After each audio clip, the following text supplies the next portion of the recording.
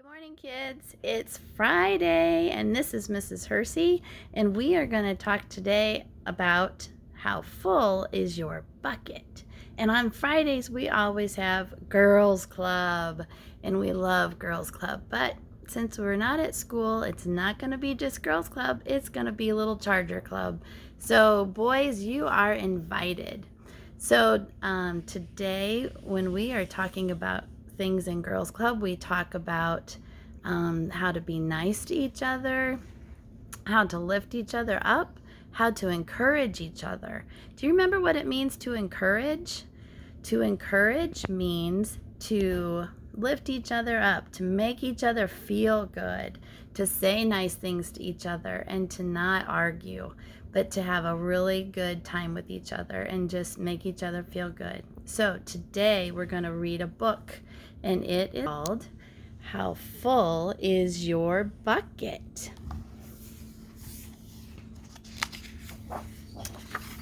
How full is your bucket? Felix was putting one of the last blocks on his tower when his little sister came in. "I want to build with you," she said. Felix scowled. "Go away. You're too little." Ooh, that wasn't very nice, was it?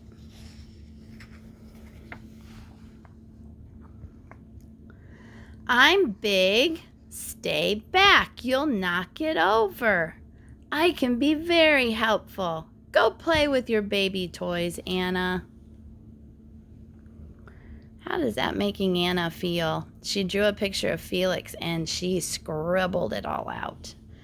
And then she came out and thwack! She knocked down his tower.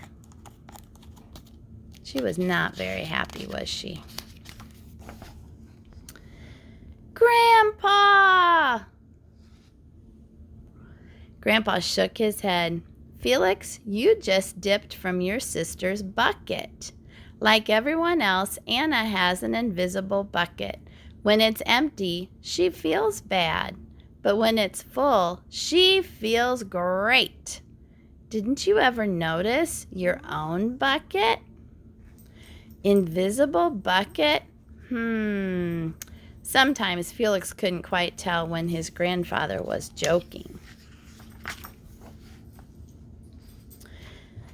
But the next morning, when Felix woke up, there it was, a small gray bucket floating over his head.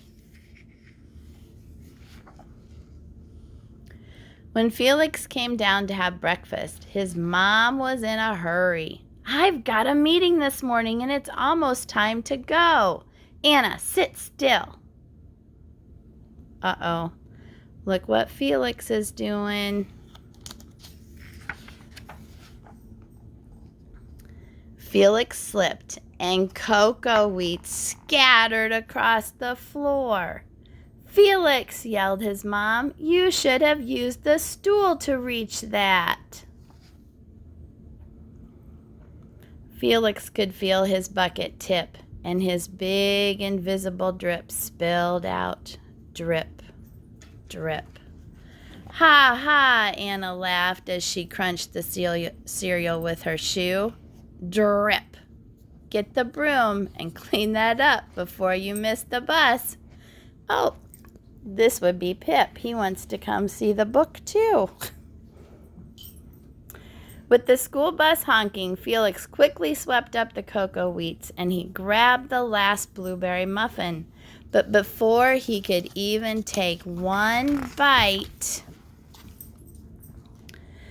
Buster jumped up and grabbed the muffin from his hand. Drip.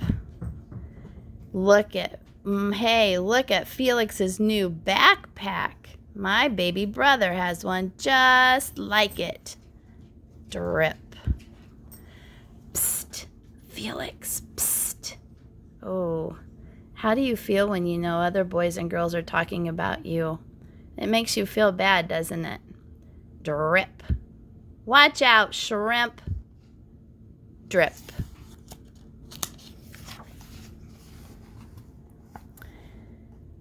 It was still morning, and Felix's bucket felt almost empty. Look, boys and girls, they're walking through the hallways just like we do at West Noble Primary in the morning. As he watched his classmates walk into the room, he secretly hoped that they would fall. That's what it feels like when you have an empty bucket.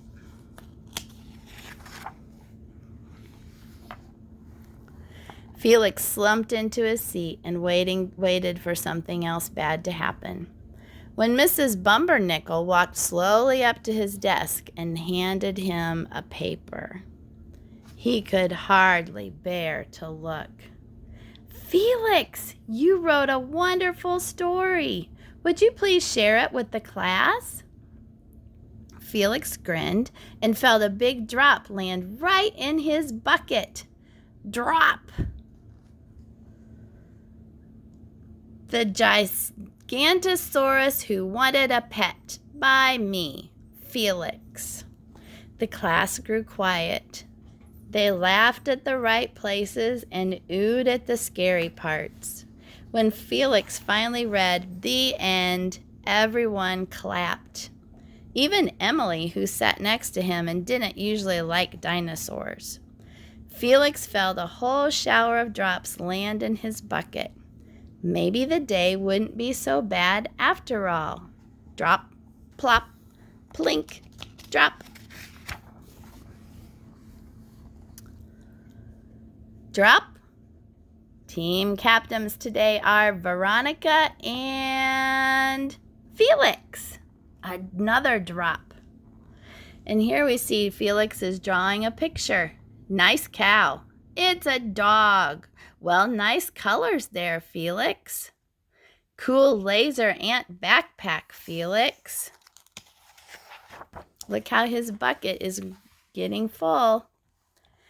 By afternoon, Felix's bucket was nearly full.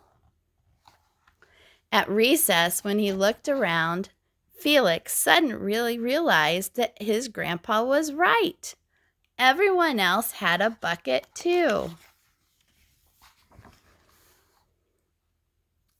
"Let me help you." Drop, drop. Oh, look, boys and girls. He is helping someone else, which puts a drop in his bucket and a drop in the other person's bucket. "Here's your baseball. Catch." "Thanks, dude." Drop, drop. "Hi, I'm Felix." "First day?" "Yes, I'm Amur." Drop, drop. The strange thing was that for every drop he helped put in someone else's bucket, he felt another drop in his own bucket. When Felix burst in the door after school, he shouted, "Grandpa, you were right. I do have a bucket and I understand how it works." Then he saw Anna's torn doll. "Bad dog," he almost scolded. But then he thought, dogs might have invisible buckets too. Your doll will be okay, Anna," said Felix. "Mom will fix her." Until then, do you want to help me build the tallest building in the world with my blocks? And so they did. Now look how he is helping his sister Anna. He's holding her up. He asked her to help him play with his blocks and build a tall building. How do you think they're both feeling? Look at those buckets. The end.